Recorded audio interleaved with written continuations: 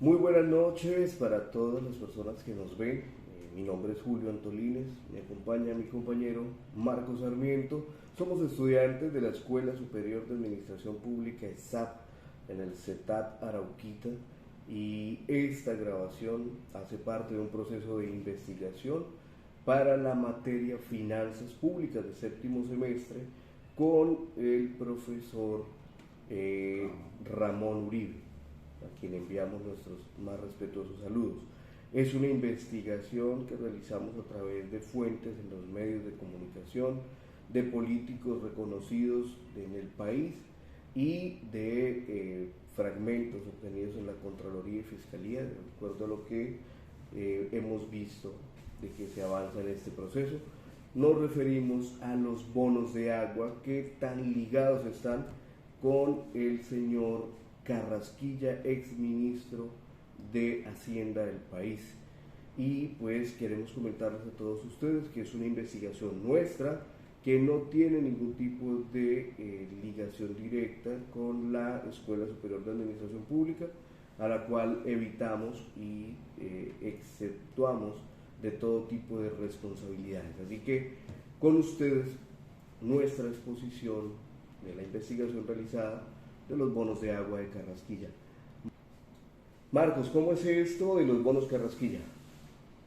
Bueno, Julio, esto de los bonos son unos títulos o instrumentos financieros que creó el gobierno en entidades o empresas para pagar a futuro determinado dinero, determinado préstamo que se le haga para poder subsanar los problemas de agua potable y saneamiento básico a los municipios. Esto ocurrió en 117 municipios de Colombia. Entonces ha sido un proceso difícil que han tenido que vivir estos municipios pues a raíz de estos bonos, pues porque no ha sido lo que la gente o lo que la población esperaba de ellos. Lo más complejo de todo este entramado criminal, porque así es mencionado en muchas partes, es que el ministro Carrasquilla en el año 2007, siendo ministro del gobierno del presidente Álvaro Uribe, hizo las modificaciones en la ley que permitieran que a futuro, en el futuro más cercano, en los siguientes años inmediatos, pues estos municipios tuvieran que verse obligados a entrar en este tipo de endeudamiento. La verdad es que se vio de manera, digamos, bastante cuestionable que se creara la ley 1176 exclusivamente para cambiar el sistema general de participaciones o crear el sistema general de participaciones, lo que de alguna manera restaría el dinero que ya de por sí estaba asignado a los municipios. Correcto. Y entonces los municipios, al tener menos recursos, pero sí las mismas o incluso mayor obligaciones, se incrementaban las obligaciones, claro. Y incrementaban también las responsabilidades. Entonces, ¿qué le dijeron a los alcaldes de entonces? Bueno, el alcalde, a usted le toca responder sí o sí por el saneamiento básico. Hay que cumplir, porque eso era una que entraba entre la ley, decía, tienen que cumplir con las condiciones de saneamiento básico y agua potable que tuvieran en cierto nivel para acondicionadas o aptas para la población.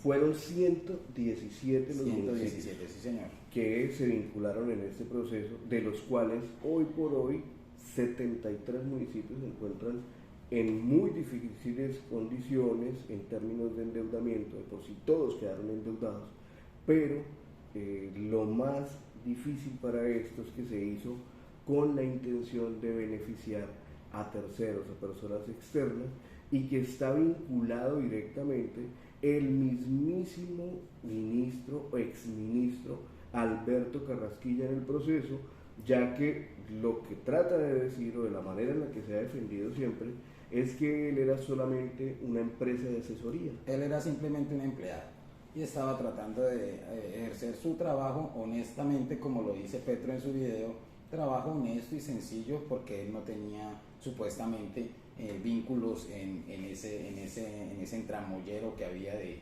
que se estaba realizando con los bonos. La dificultad de esto es que entran varias empresas. Una de ellas, la que tenía la visión del asesoramiento, era Configura, de la cual hacía parte y era empleado el señor Alberto Carrasquilla, pero lo difícil de creer es que la empresa emisora de los bonos, que en este caso es el Grupo Financiero Infraestructura, sí, señor. Ellos generaron bonos por 400.000 millones de pesos para estos 117 municipios, afectando, Marcos, 117 municipios. Y a más de 5 millones de personas. Aparte de los 110 municipios, 5 millones de personas se vieron afectados por estos bonos, porque hoy en día, pues como lo dice en su entrevista el investigador Andrés Arellano, todos estamos pagando esos bonos. Hoy en día todo el país está pagando esos bonos. ¿Cómo se realizó este entramado entre empresas, entre cosas? Escuchemos lo que dice el actual presidente Gustavo Petro cuando era senador y llamaron para hacer una moción de censura al entonces ministro de Hacienda, el cual fue defendido por mayorías, y pues esta moción no tuvo ningún tipo de alcance. Escuchemos lo que dice el actual presidente. No es Configura, es el Grupo Financiero de Infraestructura el que hace la emisión y recibe la mayor parte de utilidades, y el representante legal de ese grupo es su socio, ministro Andrés Flores Villegas. Y dice, esos 3 puntos se lo quedan realmente los bancos, porque son los que crean las fiducias. Bancolombia en Antioquia, el Banco de Bogotá. Y es cierto, es que el negocio no estaba en el diferencial entre el VR más 8 y el VR más 11, sino en el VR más 8 de crédito. Se podía conseguir crédito a tasa de interés en dólares menos 2%. Escuchábamos la intervención del actual presidente Gustavo Petro, en el que nos indica, esto es solo un fragmento de lo que fue toda una ponencia, y nos indica ese difícil entramado, un entramado entre Configura, que es la empresa en la que hace parte Alberto Carrasquilla, del Grupo Financiero Infraestructura, y que aparece también con Invendi en Panamá, proceso que llegó a los Panama Papers, allí donde se encontró que hacían fugas de capitales, y de estos cómo se beneficiaron entidades bancarias que recibieron un porcentaje, cómo a partir de la unidad de valor real creada por el Banco de la República, VR, en este caso la diferencia VR más 8 a diferencia más 11, y cómo pudo haberse encontrado que estos préstamos fueran mucho más favorables para las comunidades. Son cosas que pudieron hacerse, que pudieron evitarse, y de esta manera evitar afectar a esos más de 5 millones de pobladores de los 117 municipios. Sí, Julio, eso es muy cierto, pero bueno, también no todo lo que sucedió pues en esos bonos fue un total fracaso, lo podemos decir. Un fracaso sí, porque ha sido el robo más grande que se ha podido realizar por parte de este señor Carrasquilla, sino que pues algunos municipios a los que se les prestó el dinero o a los que adquirieron ese bono lograron realizar sus obras, sus acueductos, sus plantas potables, y lograron también saldar la deuda que tenían con esos bonos. Entonces, pues todo esto no fue un fracaso, fueron cerca de unos 30 municipios que lograron realizar esa proeza. Uno de los más, como más evidentes o más importantes que se pudo ver es el municipio de Patía, en el sur del Cauca, de Patía. Ellos tomaron un bono por cerca de 1.400 millones de pesos y realizaron las obras, hicieron sus infraestructuras, lograron cancelar el dinero del bono con unos intereses sí extremadamente altos, pero quedaron pues obviamente un poco en otro tipo de aplicaciones para el dinero, los recursos que se venían pues no se podían utilizar porque se tenía que pagar esa deuda que se tenía con los bonos. Estos municipios son una minoría, en ese caso de Patía fueron 1.400 millones, pero existen otros municipios que todavía y hasta el 2030 van a seguir pagando.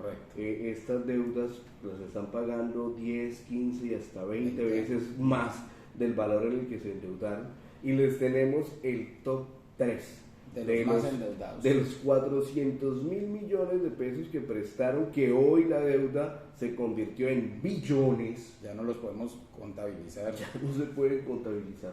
La deuda hoy es billones. Les tenemos el top 3 y escuchen muy bien cómo van. En el tercer lugar, como primera princesa, está Soacha. Sí, señor, con 18.000 millones de pesos. En segundo lugar, nos vamos de Cundinamarca hasta Antioquia. En Bello, Antioquia, ¿cuánto fue en Antioquia? 28.000 millones de pesos están endeudados. Y el número 1 y la coronación absoluta para Valledupar en el César. Los bayunos se la llevan toda razón. Yo no sé si este dinero terminó en el Festival Vallenato o si hicieron fiesta, pero una cantidad astronómica fue la que se endeudó para los habitantes de Valledupar. ¿Cuánto fue allí? 36.000 millones de pesos es la deuda que adquirieron este alcalde o este representante legal a cambio de esos bonos. Es bastante preocupante porque listo, sí, alrededor de 30 municipios sí hicieron la construcción, pero fueron los que menor deuda tuvieron. Y algunos de ellos están logrando subsanar y salir de esa deuda tan tremenda, pero son las deudas, como se denomina internacionalmente en el derecho internacional, deudas odiosas, deudas que tenían ya premeditadamente la intención de afectar los municipios e enriquecer a algunas personas, deudas que hoy por hoy están afectando, repetimos, a más de 5 millones de personas y que no tuvieron ni el seguimiento, ni la supervisión, ni el control, absolutamente nada.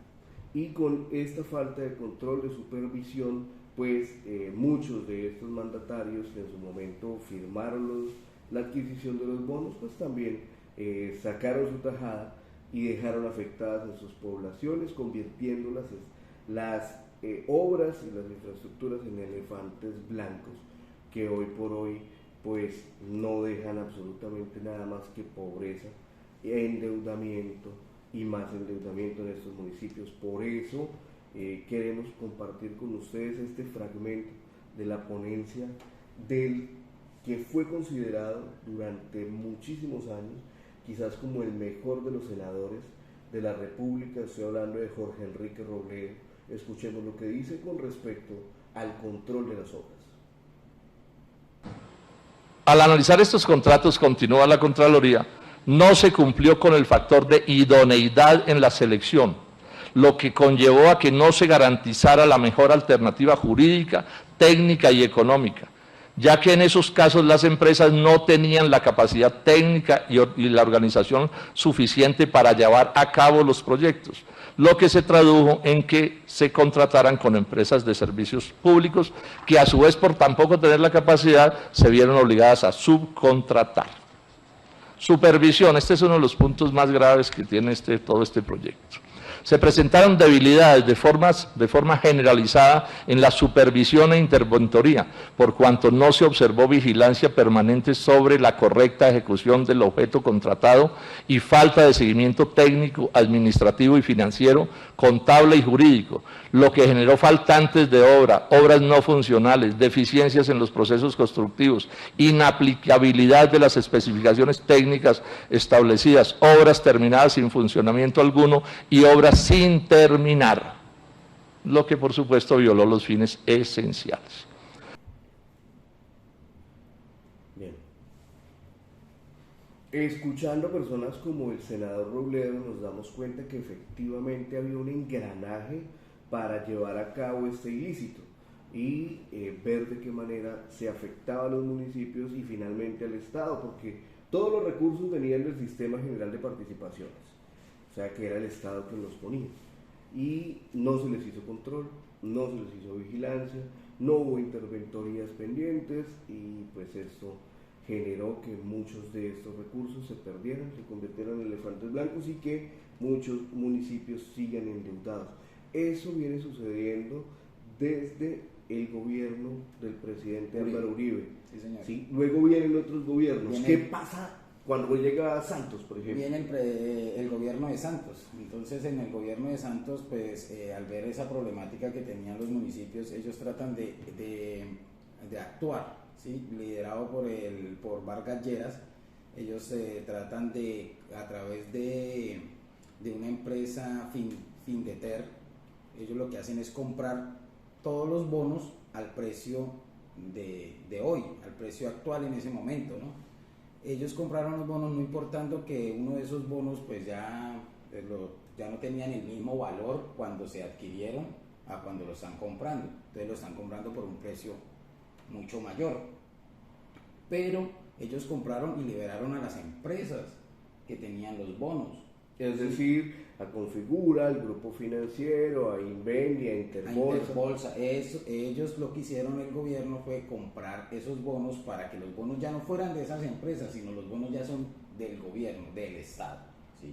Ya los dueños de los bonos o los dueños de esa deuda es el Estado. ¿Sí?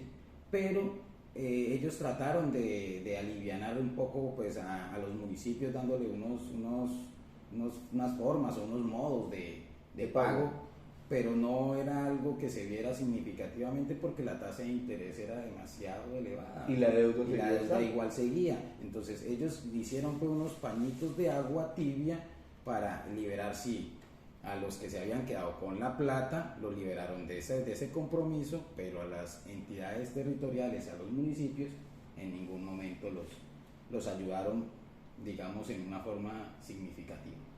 Estas son las cosas que podemos encontrar en los procesos de investigación realizados durante esta materia de finanzas públicas, es cómo se afectan de manera directa las finanzas del Estado en el orden nacional, porque adquiere una deuda, compra todo el proceso y llega el nuevo presidente. Fueron 8 años de Santos Vargas Lleras como su ministro de Vivienda, Ciudad y Territorio, y no se evidencian cambios positivos para las personas, modalidades de pago más cómodas, pero la deuda en los municipios seguía existiendo. Luego viene la llegada del superpresidente Duque y nuestro querido presidente. ¿Dónde queremos saber qué hizo Duque? Pues le cuento, Julio, el presidente Duque o el gobierno del presidente Duque hizo lo que hizo en todo el gobierno, nada. Okay. No hizo absolutamente nada por ayudar, se hizo el de la vista gorda, como que aquí no está pasando nada, aquí nadie debe nada, ellos cada quien. No, yo creo que sí hizo algo muy importante que fue todavía más afectador para todos los colombianos. ¿Qué sería? Volver a poner a Carrasquilla como ministro de Hacienda. Cometió ese horror que casi le costó la vida a muchas personas en Colombia a través del estallido social que generó sus iniciativas. Esto nos demuestra que las finanzas públicas tienen todo que ver con la operatividad, con la logística, con lo primordial que son las vidas de la gente, de los colombianos, y hay que ser muy responsable con ello. De lo contrario, pues puede suceder un estallido social, puede suceder que se lleve a la ruina a algunos municipios y con ello se afecte con pobreza extrema a más de 5 millones de colombianos, como lo está haciendo este proceso de los bonos de Carrasquilla, de los bonos de agua. Y hay otra situación que me parece más compleja. Tenemos actualmente al presidente Petro, como ya lo vimos, es uno de los que más viene haciendo seguimiento a este proceso, uno de los ponentes más férreos del proceso contra Carrasquilla, y nos falta ver qué va a realizar, qué va a desempeñar como presidente para subsanar a estos municipios y o también para que se traiga la justicia a todas estas personas que no solamente se enriquecieron empobreciendo a otros, sino que adicionalmente se llevaron el recurso del país, porque se fueron para los Panama Papers y para otros bancos a nivel internacional. Julio, es que la excusa en su momento de los gobiernos, de los gobernantes, era que ellos decían que los municipios estaban en la capacidad de cancelar esas deudas. O sea, que estaban en la capacidad, que no lo hacían o que no lo querían hacer porque ellos querían que esa deuda se convirtiera en una deuda odiosa.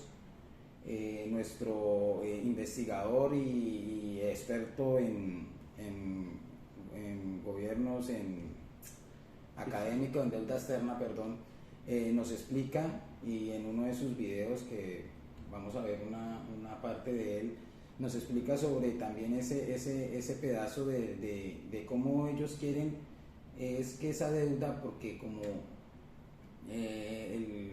este sujeto que estamos hablando, Carrasquilla, manipuló y involucró toda esta artimaña que hizo desde las épocas de Uribe para causar todo este desfalco, pues entonces ahí en el derecho internacional y en el derecho humano hay una figura que se llama la deuda odiosa. Entonces es algo que ellos quieren aplicar para que condonen toda la deuda y no se tenga que pagar absolutamente nada. Es un derecho, o está en derecho internacional humanitario.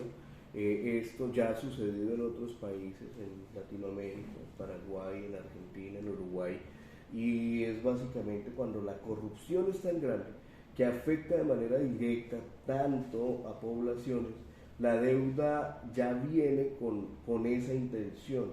Es una deuda impagable, es una deuda que afecta de manera muy directa, por tanto es una deuda odiosa. Y que no beneficia a la población, solo beneficia a unos cuantos y al bolsillo de unos cuantos. Entonces ahí ya está viciada esa ley como tal, o esos bonos que adquirieron los municipios en su momento. Seguimos viendo cómo la corrupción afecta de manera tan directa a las comunidades, seguimos viendo cómo esta bipolaridad o esta polarización tan grande que tiene nuestro país se ve se ve reflejado la manera en la que actúan los diferentes gobernantes y demás.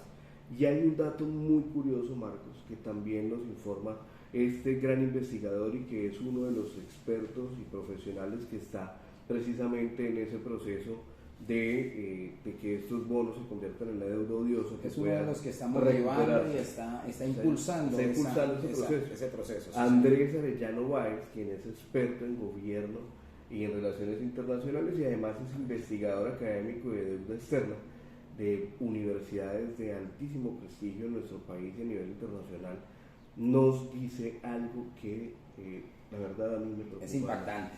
Es muy impactante, y es cómo la realidad de la violencia del país también está engranada con estos procesos de desfalco. Cómo los paramilitares o cómo la parapolítica en su momento dio paso para que todo esto se pudiera ejercer, para que todo este fraude o todo este montaje que hicieron para hacer este desfalco se pudiera realizar, porque en muchos municipios no era que si querían, era que les tocaba adquirir esa deuda.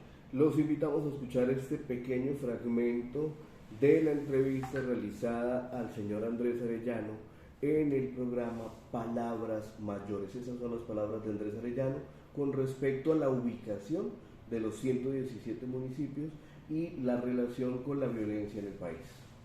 Hay dos cosas que digamos que hay que estudiar. Una, lo dijo Noticias 1, hubo corrupción, por lo menos en Lebrija se descubrió, en Santander, que hubo comisiones, ¿no? Hubo pago de comisiones a los concejales para que aprobaran esta cosa. Y bueno, hay un acto criminal, ya como tal. Pero hay uno que sí es muy importante y que quiero aprovechar tu programa para comentarlo. Es realmente una chiva, esto no ha salido en ningún lado, Pablo. Si tú miras un mapa del paramilitarismo en Colombia y miras un mapa de donde hubo bonos agua, son idénticos. ¿Sí? Son idénticos. Y eso es porque varios municipios de varios lados, de diferentes lados del país, nos han dicho lo siguiente, es que esos contratos, que todos los 17 municipios los firmaron el mismo contrato, esos contratos venían con coerción. O sea, básicamente eran los paramilitares diciéndoles a ellos, firman esto o aténganse a las consecuencias. Escuchando a Andrés Arellano, le da a uno esa preocupación, de hecho, como ese escozor, de ver cómo preciso en los territorios más afectados por la violencia, en los territorios donde existió este tipo de grupos al margen de la ley, sean precisamente los territorios a donde llegan estos endeudamientos, es decir, al caído caer, o entre, como diría el dicho popular, tras de gordo, hinchado, cotudo y con paperas, y lloviendo sobre mojado. Esa es una de las cosas que más nos deja.